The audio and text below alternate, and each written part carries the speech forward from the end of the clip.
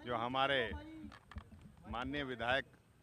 और बहुत ही सीनियर नेता प्रदेश के श्री अशोक अरोड़ा जी के साथ जो व्यवहार और जिस तरीके से एक सरकारी मीटिंग में भाग लेते हुए जो उनके साथ आचरण किया गया, जो उनके संवैधानिक जो उनका अधिकार है उसको जिस तरीके से मीटिंग में उसको दबाने की कोशिश करी गई। आज हमने माननीय स्पीकर महोदय से समय लेके कांग्रेस के 12 के करीब विधायकों ने आज माननीय स्पीकर महोदय से मुलाकात करी है और हमने एक रिटर्न में जो अपनी जो है कंप्लेंट जो है वो भी हमने दी है और इसमें जो संवैधानिक अपनी जिम्मेवारी को निर्वाह करने में जो बाधा जिन लोगों ने और जिन अधिकारियों ने करी है उसके लिए उनको प्रिविलेज उनके खिलाफ कार्रवाई करने की मांग करी है और माननीय स्पीकर साहब ने यही आश्वासन दिया है कि वो इसको एग्जामिन करा के और जो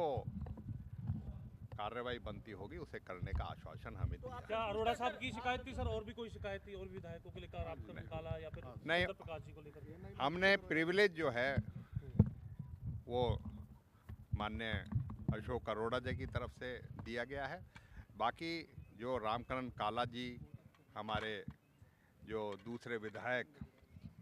चंद्र प्रकाश जी, उनकी बात को ज़रूर उसकी जानकारी में लेके आए और उनकी जो है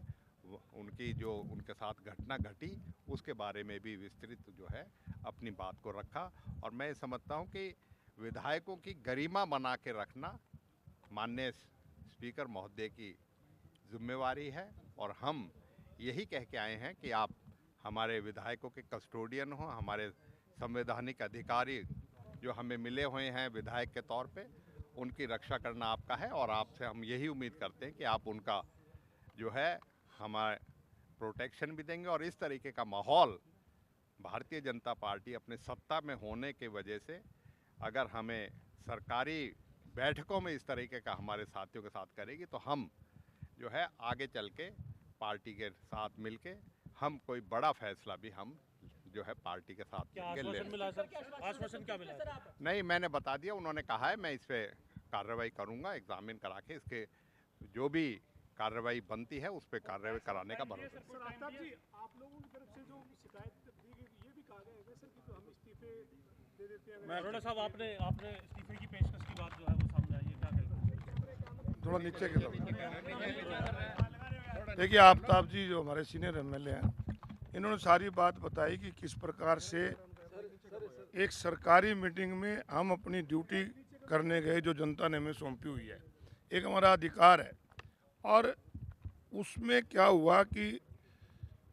जो लोग मीटिंग में नहीं बुलाए गए थे और एक लेटर बकायदा निकला था कि आउटसाइडर कोई अलाउ नहीं है, उसके बावजूद वो बैठे थे और उन्होंने जो दुर्व्यवहार मेरे साथ किया वो आप सबने वीडियो में देखा, मैं दोबारा दोहराने की ज़रूरत नहीं। तो मैंने तो स्पीकर साहब से यही कहा है कि अगर हम लोगों के अधिकारों के लिए वहाँ जाते हैं, लोगों की लड़ाई लड़ते हैं और वहाँ अधिकारों की लड़ाई लड़ते समय अगर हमारे को ही लोग इस प्रकार से दुर्व्यवहार करेंगे, हमारे को गालियाँ देंगे, हमारे ऊपर हाथ उठाने का प्रयास करेंगे, तो अगर इनके ऊपर कोई कार्रवाई आप नहीं करोगे तो फिर हम जब अपनी लोगों की अधिकारों की रक्षा नहीं कर पाते तो फिर हमें एमएलए बन रहने का भी कोई अधिकार नहीं। मैं तो आपसे यही कहूँगा कि इनके खिलाफ कार्रवाई करो या मेरे को कह दो इस्तीफा, तो मैं इस्तीफा दे दूँगा। स्पीकर साहब ने आश्वासन ये दिया है कि मैं इसको आपकी कंप्लेंट को एग्जामिन करके और ज़रूर जो विधानसभा बनती हो भी और जो क्रिमिनल केस है सरकार से भी मैं बात करके कहूँगा कि ऐसे लोगों के खिलाफ कार्रवाई होनी चाहिए। विधानसभा में पूर्व में सर जब स्पीकर थे तो क्या ये हुआ था, प्रोटोकॉल बनता भी है क्या? मैंने देखा है चीफ सेक्रेटरी के लेवल का प्रोटोकॉल है सर, क्या हरियाणा में प्रोटोकॉल फॉलो हो रहा है सर? बात ये तो ये प्रोटोकॉल तो कई जगह टूटते हैं, बात तो ये मेरे प्रिविलेज की है। जो मुझे विशेषाधिकार मिला हुआ है विधायक के नाते, उनका हनन किया है। और ये भी कई आपके साथी चला रहे हैं कि अरोड़ा साहब उठ के गए। मैं आपसे स्पष्ट कहना चाहता हूं कि जो लोग वहां पर बुलाए नहीं गए थे, जिनको बाकायदा पत्र लिखकर सूचित किया था कि कोई भी रिलेटिव या उनका पति नहीं आ सकता, वो अंदर आए हैं, तब उन्होंने झगड़ा किया है। मेरी तरफ से कोई उनसे बात नहीं की मैंने, और ऐसी कोई बात नहीं है कि इस प्रकार का बॉन्डर खड़ा कर देते हैं कि गालियां निकाली गई, एक निकाली गई। कहीं भी एक वीडियो में भी अगर वो ये कह दें कि मैंने किसी के बारे में अपशब्द कहा हो, तो जो भी